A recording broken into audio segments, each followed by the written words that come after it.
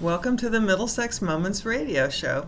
I'm Dr. Anna Wasesha, president of Middlesex Community College, and joining me today is Rebecca Loew, who is a professor in our social science division here at the college.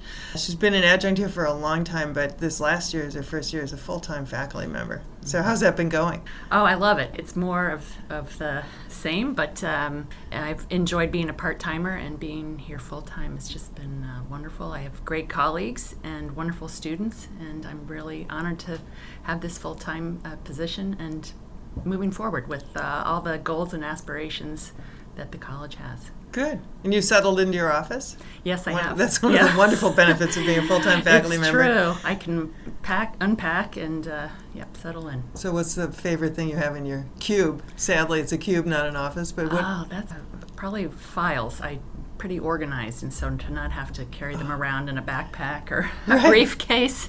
Or have them in the backseat of your car. Yes, it's true. So that's been really nice, and to decorate a little bit. Yeah. To express myself. Yeah, I have to come up and take a look. Yeah, well, so please do. Today, I asked Rebecca to join us today because she's just come back from Miami, Florida, where she was attending a conference that was sponsored by the American Association of Colleges and Universities, which is my favorite professional organization in the entire universe.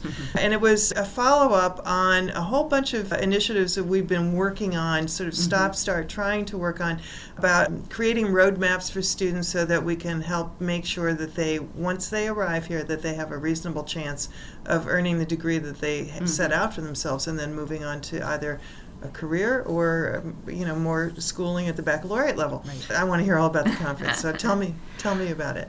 Well, the conference was just a fabulous experience, and I like to learn the nitty-gritty tools to achieve some of our goals here at the college, but I also really appreciated the fact that some specifics were framed within a larger context, sort of the national trends, national conversation about higher education, about the role of community colleges, what do we mean by liberal education, issues of access. We spent a lot of time. There were some fantastic speakers from different perspectives talking about access and impediments to equitable access, and that's a significant concern of all of us here at the college, that higher education is accessible to everyone. And so there were some very inspiring speakers and a lot of data. So I still feel as though I'm digesting what I heard. The conference ended Saturday. Yeah, that's right. Yeah. So it's very fresh in your mind. Well, so let's talk about access. So what are some of the critical barriers? We had a couple of scholars present some of their work looking at barriers related to racial and ethnic stereotypes and some of the consequences for presuppositions that students, as well as faculty and administrators and society at large, has regarding students of color. Some of the consequences of those stereotypes for students of color as well as other students on campus, and then some concrete proposals as to what colleges might be able to do to make everyone feel comfortable and connected to the college which they're attending, which is one of the first steps. We need people to feel connected, that they have a relationship with at least one person, highly correlated with students continuing and completing their degree. So some of the barriers to access have to do with attitudes and long entrenched, perhaps unconscious expectations that we have, different kinds of expectations we have for different students, and we heard some thoughts on how we might remove some of those barriers and become more aware of, as I said, unconscious or institutionalized roadblocks to students' engagement. We have to take a break. We'll come back, and then let's talk about those barriers a little bit more. Welcome back. Today I'm talking with Rebecca Loew, who's on the faculty here at Middlesex Community College. We're here at WLIS WMRD, Middlesex Moments radio show. I'm Anna Wasesha, and I wanted to talk with Rebecca because she's just come back from this American Association of College and University conference in Miami that addresses roadmaps for success. And was it just community college focused, or roadmaps for success the for all workshop college? On Thursday was community college focused, and the broader concept on student success Friday and Saturday was broader, colleges and universities. Good. Yeah.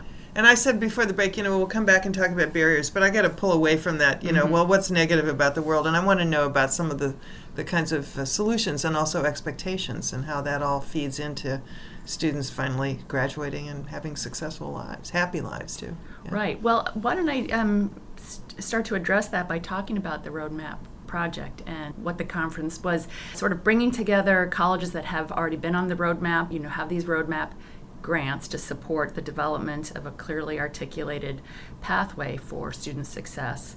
Some colleges have just been funded and are starting out, and then a number of us want to learn more and maybe see what we're could be doing to facilitate student success. One thing that I thought was interesting, one of the points made early on, was that the roadmap project is a way for the AAC&U to gather evidence, to gather data, so they can understand which pathways are more successful than others. What features of a roadmap, if you will, are highly correlated with student success, with students remaining engaged and completing their degrees. So there's that piece, but also that the roadmap is part of that core agenda of the AAC&U of promoting inclusive excellence by providing all students a roadmap of learning outcomes. And that really struck me, the importance and the firm and central commitment of AAC&U to equitable access and the promise of a liberal education, and that democracy, in order to function, needs to have access to high quality educational experiences for everybody. Right. Yeah. Literate citizens who are capable of self-governance. Yeah, we can never forget that. Yeah. As you're saying that, I'm thinking, well, in a high school curriculum, I assume most of it is pretty much laid out for you, but in college you do have a huge amount of freedom, right? So what they're saying is possibly we need to do a better job of explaining what the routes are and what the complications and implications of taking those routes might be. Yes, absolutely. And along those lines, one of the principles behind helping students succeed that was laid out was this importance of engaging everybody in a program of study right away. Even those students who know what they want to do, STEM, liberal arts, and those students who aren't sure, that it's that we should not allow students to sort of be wandering around trying courses, but we should get them into a particular plan of study as soon as they come in, even if it's a student success course for those who are undecided, and so that they do need some parameters and some direction and a clear plan in which they are central to formulating. So that the students have a lot of responsibility, but that we also give them some clear pathways along a map. Mm-hmm. How do you actually address that? I mean, when you have an undecided student, I'm always curious about what do you say? Well, it's, if you really, even if you don't know what you want to do, try something. Is that it? I think try something, and we didn't get into the specifics, but from my point of view, there's some writing courses, some skills that we want all of our students to have regardless. And so to have some freedom to explore, if you think you want to be a chemist or a social worker, but you're not sure, then have aligned courses along with, your English courses or math.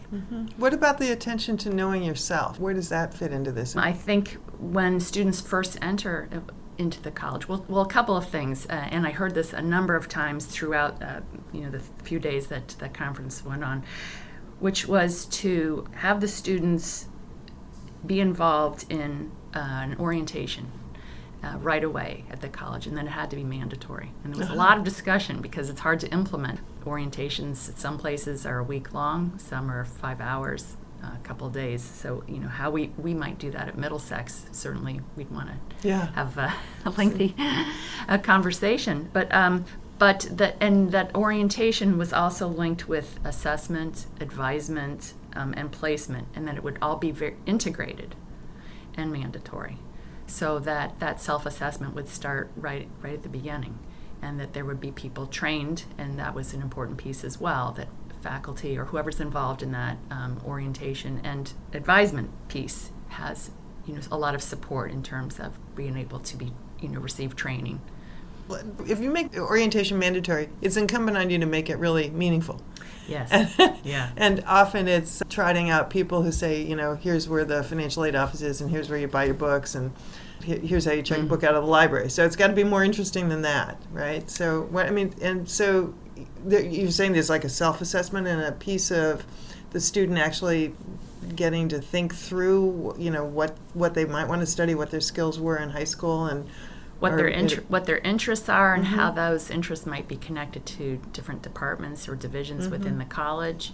Students, and another really important point that we talked about, and we had some really great speakers early on in the conference, is this focus, the language that's used to talk to students and shape their thinking about college is very career-oriented.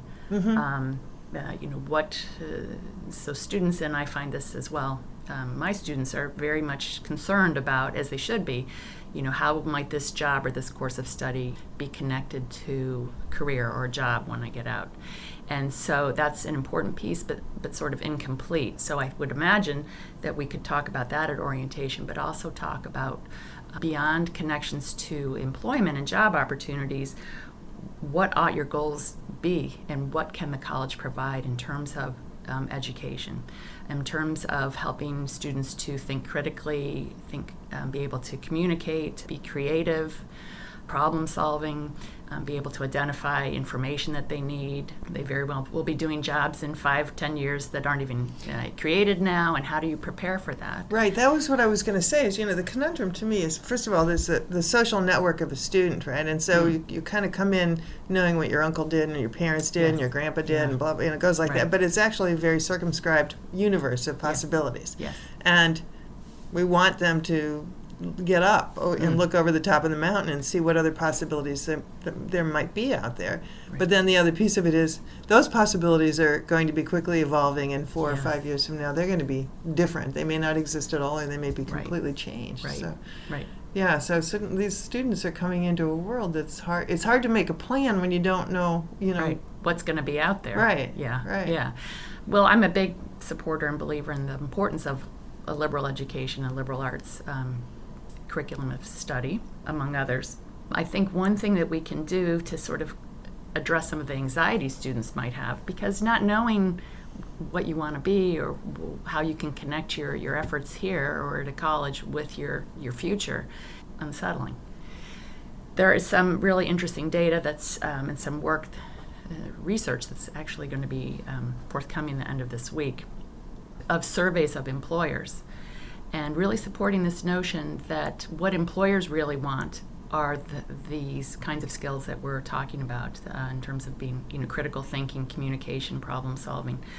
So it's not that if you don't have a clear label or distinctive pathway to a specific career, it's not that you've sort of lost out or you're going to be floundering, but having these kinds of skills, these important cognitive tools to address your future, are in line with what employers are looking for as well. Yeah, and this is how I get to the idea that, because I also am a big supporter of the liberal arts, that community colleges are the most amazing institutions of higher learning, because you can get a really wonderful foundation in the liberal arts, those kind of skills, cognitive skills, and exposure to the breadth of human knowledge. And at the same time, if you want, either simultaneously or sequentially, you can get training in fields that where the occupational title is already identified, and you know that the jobs are there, at least for the time being. Yes. And somehow I think that in a way, the best education is one that gives you both, a firm footing in both. Yes, right? I would agree. Yeah. So I'm afraid we have to take another break, and we'll be back. And then I want to hear about the other things that you've got on your mind after going to this wonderful conference in Miami, Florida. Okay. Well, welcome back. I'm Anna Wasesha, president of Middlesex Community College. I'm speaking today with Rebecca Loew, who is a faculty member here in the social sciences. And we're talking about student roadmaps for success. And Rebecca's just come back from this conference in Miami, and I wanted to hear all about what she heard. And over the break, we were talking about access and equity. Last Friday we had a forum here on campus for women, and women in careers, education, empowerment through education. And one of the people at the conference stood up and said, my experience was in undergraduate school in the sciences, there were a whole lot of women. It was women everywhere. Engineering was the example. By the time I got to the master's degree level, a lot fewer women. In the PhD program, almost no women at all. So something's going on. that is sort of numbing out the ambitions of women who might really want to be in the sciences, because in the end, the numbers are showing that they're not making it all the way through. So if we then take that back to the community college level and think about, how are we making sure that we're a college that is not only welcoming to, but supportive of this amazing array, this incredibly diverse population, in terms of age. We want here at the college to do a better job of recruiting students who are over the age of 50, for example, and certainly veterans and students of color and single parents, and it's just all over the map. Re-careering people as well as first careering people. What can we do to try to make sure that we're an inclusive community and that we do make sure we're part of the instrument of equity and equitability in our country? Well, that's a great question, and I think that points to the fact that we need to be flexible in sort of our plan. If we go back to this image of a roadmap that we're trying to, give students some structure and clear direction and support along the way from when they come into the college and when they graduate, that it can't be a roadmap that's one size fits all. Right. That we need to be very flexible and have different, individualize those pathways. So we maybe have one for Latinos or one for baby boomers. Or I'm smiling as you say that, because honestly, Gina Barreca was here on Friday, and I had never heard her before. Okay. And I was laughing so hard I had tears running down my face. One of the points she made, though, that she made a number that stayed with me, but one of them was that women try to fit the size that clothing comes in. So you want to be a size 10 or whatever. Yeah. But men say, that looks like it'll fit. I don't need to try it on. I'll just take it home. It's like, that's really a different size. And that women set these goals. Like, when my son's getting married in June, I'll be a size 8, it works. We have this mental image of that size. So I thought, do women who are pioneers in fields that have been previously dominated by men? Okay, so do we try to be the idea, the stereotype in our head of the perfect doctor or the perfect lawyer or the accountant or whatever that might be, because we've only got those images, in our head of the traditional males who've been successful in those fields. So, wow, what a responsibility here at a college where people are open to the possibilities, which means you can help them to figure out how they can look out at the work world and the family world and the community world and the civic engagement world and say, what's out there can fit with me too. There's a sort of a balance of powers there, and to some degree I think what Regina was talking about is that women who have felt somewhat powerless in the past in terms of entering the occupational world, have yielded to the power of the stereotype, and that the contrast in men was, I'm fine the way I am. It'll work. I don't mind being on the beach with a swimsuit that's a little loose or a little tight, So how do we give students that sense, that core sense of identity and, powerful identity that they can weather all these different influences that they're going to have to meet in their lives as workers and parents? Yes. Well, I think the community colleges in Middlesex, especially, is in a great position to do that because of our size, that, our classes are relatively small, and that we can have relationships with our students and have conversations and have more individualized attention, to the specific situations that some of our students find, but also, we see trends and, various groups, not just individuals with certain needs that we can work with supporting the challenges that students have and the aspirations as well. We've talked about age and race and veteran status and all this other sorts of demographic characteristics that you tend to find in a survey when you fill out the how old are you and so on and so forth. What role does class have to do with all of this?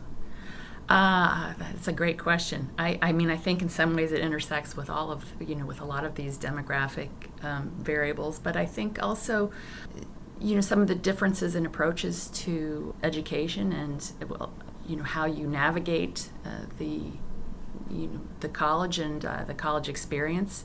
Many of our students are from lower income or lower middle class background, and I find especially that they benefit from conversations about how to advocate for themselves, that it's okay and important that they sort of come and make known what they need or what they would like, and there is more of a tendency, to be honest, to sort of try to fit in and not make waves and not feel that it's appropriate to sort of say, but wait a minute, this isn't working for me.